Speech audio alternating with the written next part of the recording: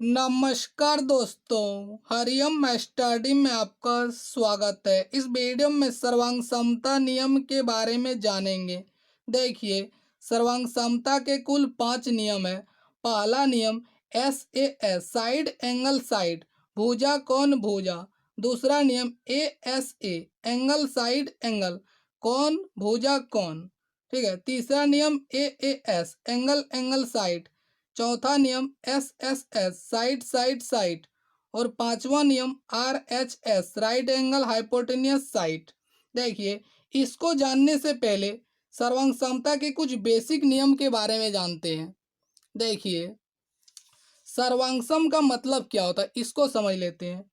जैसे देखिए, त्रिभुज ABC और त्रिभुज DEF ये दोनों त्रिभुज सर्वांगसम है। तो कब कहेंगे कि ABC और DEF दोनों त्रिभुज सर्वांगसम है।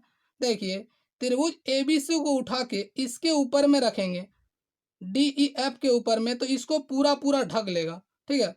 और DEF को उठा के इसके ऊपर में रखेंगे तो इसको पूरा पूरा ढक लेगा। तब कहेंगे दोनों त्रिभुज सर्वांगसम है। ठीक है। तो देखिए, कैसे पता करेंगे कि ये दोनों त्रिभुज एक दूसरे को पूरा पूरा ढकेगा।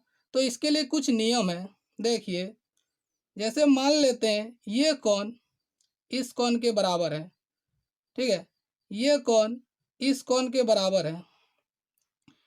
ये कोण इस कोण के बराबर है। ठीक है, मान लेते हैं। और ये भुजा इसके बराबर है। ये भुजा इसके बराबर है। ठीक है। और ये भुजा इसके बराबर है। ठीक है। देखिए, कोण A बराबर कोण D है। ठीक है। देखिए, एक कट लगा दी यहाँ। ठीक है। देखिए, कोण B बराबर कोण E है। ठीक है। कोण C बराबर कोण F है। और देखिए, AB बराबर, ठीक है, AB बराबर DE है। ठीक है। BC बराबर EF है। और देखिए, AC बराबर DF। ठीक है। यानी देखिए, कौन AD के बराबर है, कौन B कौन E के बराबर है, कौन C, देखिए कौन C कौन F के बराबर है। और AB DE के बराबर है, BC EF के बराबर है। ठीक है। और AC DF के बराबर है। अगर इस प्रकार के 6 स्थिति दिया हुआ रहे, ठीक है, तो हम कहेंगे दोनों त्रिभुज सर्वांगसम है। यानी त्रिभुज ABC सर्वांगसम होगा त्रिभुज DEF के। ठीक है। देखिए, आप इस प्रकार नहीं लिख सकते हैं त्रिभुज ABC सर्वांगसम त्रिभुज EDF इस प्रकार नहीं लिख सकते हैं। ठीक है, ये सर्वांगसम नहीं होगा। देखिए, ऐसा क्यों नहीं लिख सकते, ये आगे स्पष्ट करेंगे। देखिए, एक त्रिभुज तो आप अपनी मर्जी से जैसे चाहे लिख सकते हैं। देखिए, चाहे ABC लिखें, ACB लिखें या BAC लिखें, आपकी मर्जी। ठीक है। देखिए, एक त्रिभुज तो आप अपनी इच्छा अनुसार से लिख सकते हैं। जैसे लिख दिए त्रिभुज BAC सर्वांगसम होगा। देखिए, अब इसको कैसे लिखेंगे। देखिए, कौन B के संगत कौन क्या है, E है, तो यहाँ लिखेंगे E। ठीक है। और देखिए, A के संगत कौन क्या है, इसमें देखिए D, तो यहाँ लिखेंगे D। और देखिए, यहाँ क्या लिखें त्रिभुज BAC, तो C के संगत कौन क्या है, F। तब इस प्रकार लिख सकते हैं त्रिभुज BAC सर्वांगसम त्रिभुज EDF। ठीक है। चाहे आप देखिए ऐसा लिखें या ऐसे लिखें, एक ही बात है, लेकिन इस प्रकार आप नहीं लिख सकते। ये क्यों नहीं लिख सकते हैं, देखिए इसे स्पष्ट करते हैं। देखिए, अगर इस प्रकार दो त्रिभुज सर्वांगसम दिया हुआ रहे, ठीक है, यानी त्रिभुज ABC सर्वांगसम त्रिभुज DEF के है, तो हम लिख सकते हैं। देखिए, कौन A बराबर कौन D, कौन A बराबर कौन D सर्वांगसम त्रिभुजों के संगत भाग बराबर होता है। ये आगे हम लोग स्पष्ट करेंगे। ठीक है। यानी कौन A और D बराबर। ठीक है। देखिए, ये पहला अक्षर है, ये भी पहला अक्षर है। अब देखिए, बीज वाला अक्षर क्या है, B, तो इससे बनने वाला कौन हो गया B, और इसका बीज अक्षर क्या है E, तो कौन E, कौन B और E बराबर होगा। अब देखिए C, कौन सी, और यहाँ देखिए ये अंतिम अक्षर है, पहला दूसरा तीसरा, यहाँ भी देखिए तीसरा अक्षर में क्या है, एफ, तो ये कौन एफ बराबर होगा। अब देखिए, अब भुजा देखिए, संगत भुजा कैसे चेक करते हैं, ये पहले दो अक्षर से बनने वाला, इसमें देखिए भुजा ए बी, तो इसमें भी देखना पहले दो अक्षर से बनने वाले भुजा क्या है, डी, यहाँ लिखेंगे डी, ठीक है। अब देखिए बीच वाला और अंतिम वाला अक्षर क्या है, बी सी, ठीक है। तो बी सी देखिए बीच वाला और अंतिम वाला, इसमें देखिए बीच वाला और अंतिम वाला क्या है, ई एफ, तो ई एफ ये बराबर होगा। और देखिए पहले और अंतिम वाला ए सी, तो इसमें भी पहले और अंतिम वाला देखिए अक्षर क्या है, डी एफ, तो बराबर होगा डी एफ, ठीक है। इस प्रकार हम संगत भुजा निकाल सकते हैं। अगर दो त्रिभुज सर्वांक्षण दिया हुआ रहे तो संगत और संगत भुजाएं इस प्रकार निकाल सकते हैं, ठीक है। अब देखिए ऐसे क्यों नहीं लिख सकते, अभी स्पष्ट करते हैं इसको। देखिए त्रिभुज ए बी सी सर्वांक्षण नहीं होगा त्रिभुज ई डी एफ के, क्यों नहीं होगा, क्योंकि देखिए पहला अक्षर से बनने वाला कौन क्या है, ए, इसमें देखिए ए, और यहाँ क्या है, ई है, तो क्या देखिए कौन ए ई के बराबर है, ये बराबर नहीं है, ठीक है। इसलिए हम ऐसे नहीं लिख सकते, क्योंकि देखिए यहाँ पहला अक्षर से कौन ए है, पहला अक्षर, और यहाँ पहला अक्षर ई है, तो कौन ए ई के बराबर कैसे होगा, इसलिए ऐसे नहीं लिख सकते हैं। अगर भुजा भी चेक करें तो देखिए ए बी, पहला दो अक्षर से बनने वाले भुजा ए बी, और यहाँ क्या है, ई डी, ठीक है। तो देखिए अब यहाँ देखेंगे इस दोनों त्रिभुज में, तो ए बी और ई डी ये तो बराबर है। देखिए ए डी कहें या डी कहें एक ही बात है, उसी तरह बी ए कहें ए बी कहें, यानी इसके बराबर हो रहा है, ठीक है। अब देखिए, अब बीच वाला और अंतिम अक्षर से बनने वाले भुजा ए सी, और यहाँ देखिए बीच वाला और अंतिम अक्षर से बनने वाले भुजा डी एफ, ये क्या बराबर है, ए सी डी एफ के बराबर है। देखिए यहाँ क्या है, देखिए ए सी, और यहाँ क्या है, सॉरी इसमें देख रहे हैं, सॉरी इसमें देखना, देखिए ए ई के बराबर है। यहाँ देखिए पहला दो अक्षर से बनने वाले भुजा बी सी है, ठीक है।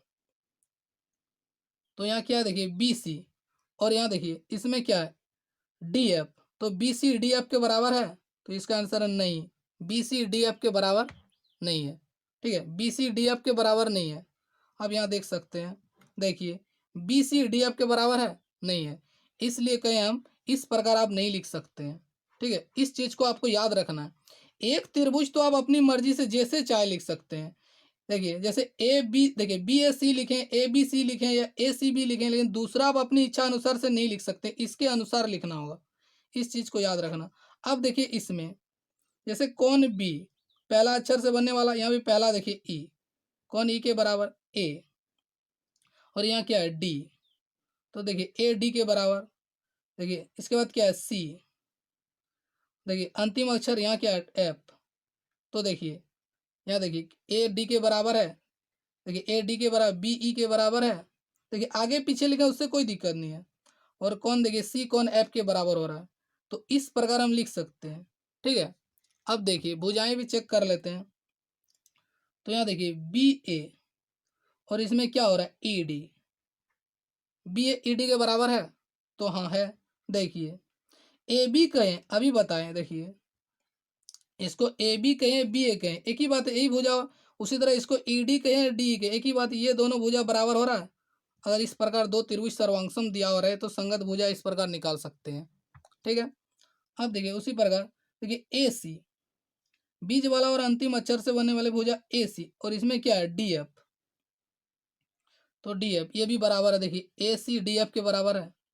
अब यहाँ देखिए पहले और अंतिम अक्षर से बनने वाले भुजा बी सी, इसमें भी पहले और अंतिम अक्षर से बने वाले भुजा देखिए ई एफ, क्या है ई एफ, ये भी बराबर है, ठीक है। तो देखिए संगत, तीनों संगत कौन, और तीनों संगत भुजाएं बराबर हो जाए। अगर इस प्रकार दो त्रिभुज सर्वांक्षम दिया हुआ रहे तो हम इस प्रकार निकाल सकते हैं, इसलिए बताए इस प्रकार आप नहीं लिख सकते हैं, ठीक है। इस चीज़ को याद रखना होगा, इस प्रकार लिख सकते हैं, इस प्रकार भी लिख सकते हैं। अब देखिए अगर किसी, देखिए दो त्रिभुज में अगर इस प्रकार तीन संगत कोण, यानी तीनों कोण बराबर और तीनों संगत भुजा बराबर है, यानी इस प्रकार का छह स्थिति दिया हुआ रहे, ठीक है, तब तो हम आसानी से बता देंगे कि दोनों त्रिभुज सर्वांक्षम होगा, ठीक है। यानी देखिए तीनों संगत कोण बराबर, तीनों संगत भुजा बराबर है, तो हम बोल देंगे दोनों त्रिभुज सर्वांक्षम है। लेकिन अगर ये ये 6 स्थिति न देकर केवल 3 स्थिति से बताना है कि ये दोनों त्रिभुज सर्वांगसम है, तो क्या आप बता सकते हैं? तो इसीलिए हम लोग इस नियम को पढ़ेंगे, इसलिए इस नियम का उत्पन्न हुआ। ठीक है, केवल 3 स्थिति देखकर हम बता देंगे दोनों त्रिभुज सर्वांगसम है। तो देखिए इसके बारे में बता रहे हैं। देखिए, क्या ये दोनों त्रिभुज सर्वांगसम है? त्रिभुज ए बी सी और डी एफ सर्वांगसम है। देखिए, कौन ए कौन डी के बराबर है, कौन बी कौन ई के बराबर है, कौन सी कौन एफ के बराबर है। तो देखिए, त्रिभुज ए बी सी सर्वांगसम नहीं होगा त्रिभुज डी ए एफ के। ठीक है, ये सर्वांगसम क्यों नहीं होगा? देखिए, इसे भी स्पष्ट करेंगे। क्योंकि केवल हम तीनों संगत कोण बराबर देखकर नहीं बता सकते कि दोनों त्रिभुज सर्वांगसम होगा क्या नहीं। क्योंकि देखिए, इस प्रकार का भी तो हम त्रिभुज बना सकते हैं। देखिए, कौन ए 50 डिग्री, ये भी 50 डिग्री, ये 70 डिग्री, ये 70 डिग्री, ये 60 डिग्री, ये 60 डिग्री। ठीक है, यानी देखिए, कौन देखिए तीन दोनों त्रिभुज में देखिए संगत कौन बराबर है, लेकिन देखिए संगत भुजा बराबर है, यानी इससे और बड़ा और बड़ा और बड़ा त्रिभुज इससे हम बना सकते हैं। ठीक है, तो इस प्रकार देखिए, क्या एक दूसरे को ढक पाएगा? ये त्रिभुज इसको पूरा पूरा ढक पाएगा? नहीं, यानी दोनों त्रिभुज एक दूसरे को पूरा पूरा ढकना चाहिए, तब सर्वांगसम कहेंगे। ठीक है, तो देखिए इस प्रकार हम तीनों कोण बराबर देख के नहीं बता सकते कि दोनों त्रिभुज सर्वांगसम होगा। देखिए, इसको ये पूरा नहीं ढक पाएगा। ठीक है, अब देखिए, अब पहला नियम हम लोग पढ़ेंगे। देखिए, S A S site angle site. देखिए, देखिए इस त्रिभुज में देखिए एक कट लगाए यहाँ, देखिए ए बी। देखिए, ए बी बराबर डी मान लेते हैं, दिया हुआ है। ठीक है, और देखिए कौन बी कौन ई के बराबर दिया हुआ है। देखिए इसमें एक कट लगाया हुआ है। ठीक है, और देखिए बी सी बराबर ई एफ दिया हुआ है। तब ये दोनों त्रिभुज सर्वांगसम होगा। ठीक है, त्रिभुज ए बी सी सर्वांगसम होगा त्रिभुज डी ई एफ के। किस नियम से? तो एस ए एस यानी भुजा कौन भुजा नियम से। ठीक है, ये दोनों त्रिभुज सर्वांगसम होगा। देखिए, ये अभिगृत 7.1 में दिया हुआ है। ठीक है, इस चीज के बारे में देखिए, अभिगृत क्या होता है? एक स्वयं सिद्ध कथन होता है जिसको सिद्ध करने की आवश्यकता नहीं होता है। ठीक है, यानी ये स्वयं सिद्ध है। अगर इस प्रकार के दो संगत भुजाएं बराबर होगा और इस प्रकार ये अंतरित कोण यानी ये बीच वाला कोण, ये अंतरित कोण अगर बराबर होगा तो कहेंगे दोनों त्रिभुज सर्वांगसम होगा। ठीक है, देखिए आपके मन में एक सवाल आ सकता, अगर ये अंतरित कोण यानी ये बीच वाला कोण न होकर अगर ये कोण बराबर होता, मान लेते हैं कोण ए कोण डी के बराबर होता, इस प्रकार भुजाएं बराबर होता, तब ये दोनों त्रिभुज सर्वांगसम होगा? तो इसका आंसर है नहीं। क्यों नहीं? तो देखिए इसको भी स्पष्ट कर रहे हैं। देखिए, देखिए त्रिभुज ए बी सी और डी ई एफ दोनों में देखिए, ये भुजा इसके बराबर है, ये भुजा देखिए ये भुजा इसके बराबर है, ये भुजा इसके बराबर है, और ये कौन ए कौन डी के बराबर है। देखिए 30 डिग्री, ये भी 30 डिग्री। तो क्या ये दोनों त्रिभुज एक दूसरे को नहीं ढक पाएगा? तो आप कहेंगे ढक देगा, लेकिन इसका आंसर है नहीं। इस प्रकार हम देख के नहीं बता सकते हैं। क्यों नहीं बता सकते हैं? देखिए इसको थोड़ा अच्छा समझते हैं। देखिए, इस प्रकार का त्रिभुज बनाया जा सकता है। ये देखिए, मान लेते हैं इसकी लंबाई 6 cm, इसकी लंबाई 4 cm। ठीक है, इसकी लंबाई 6 cm, इसकी लंबाई 4 cm। देखिए, ये भुजा इधर लाए, ये 4 cm। अब की बार इधर ना लाकर हम इसको इधर कर देते हैं, ऐसे कर देते हैं। ठीक है, देखिए ये भुजा इधर नीचे की तरफ ना लाके इस तरह उठा देते हैं, इस प्रकार। तो अभी तो यहाँ 30 डिग्री का कोण ही बन रहा है, यहाँ भी 30 डिग्री, यहाँ भी 30 डिग्री। ठीक है, तो क्या एक दूसरे को ढक पाएगा ये दोनों त्रिभुज? नहीं। इसको उठा के इसके ऊपर हम रखेंगे तो इसको पूरा पूरा ढक नहीं पाएगा। इसी प्रकार इस बात को ध्यान में रखना होगा। इस प्रकार देखिए, क्या बताएं इसमें, इस प्रकार देखिए अंतरित कोण होना चाहिए इस बीच का। ठीक है, इंक्लूडेड एंगल इसको बोलते हैं इंग्लिश में। इस प्रकार होना चाहिए, तो इस प्रकार हम नहीं बता। देखिए, अगर इस प्रकार कौन हो, देखिए ये 6 cm मान लेते हैं, ये भी 6 cm, ये 4 cm, ये 4 cm, और ये 70 डिग्री, ये भी 70 डिग्री मान लेते हैं। तो ये दोनों त्रिभुज सर्वांगसम होगा। क्यों होगा? क्योंकि देखिए ये 6 cm, देखिए ये भुजा इसके बराबर है, ये भुजा इसके बराबर है। देखिए ये इसके बराबर, ये इसके बराबर, तो तीसरा देखिए ऑटोमेटिक है कि बराबर होगा। ठीक है, आपके मन में यहाँ भी सवाल आएंगे, जैसे ये देखिए ये भुजा इधर ना लेके इधर ले गए, उसी तरह आप कहेंगे ये 4 cm को नीचे की ओर ना लेके हम इधर ले जाएंगे, तो देखिए इधर कैसे लगेंगे, जब यहाँ बीच में 70 डिग्री का कोण बना हुआ है तो आप इधर नहीं लिख सकते। अगर इधर लगेंगे तो कोण 70 डिग्री से कम हो जाएगा ना। सिर्फ यहाँ देखिए दोनों 70 डिग्री है तो दोनों का फैलाव एक ही जैसा होगा, अलग अलग हो ही नहीं सकता इसमें। तो ये मजबूरी है, इस तरह होगा ही। ठीक है, तो इस प्रकार अगर ये बीच में रहे कौन, यानी अंतरित कौन होगा, तो हम कहेंगे दोनों त्रिभुज सर्वांगसम होगा। किस नियम से, तो SAS नियम से। ठीक है, देखिए वीडियो काफ़ी लंबा हो जाएगा, अगले वीडियो में हम लोग इसके आगे वाला नियम को सीखेंगे।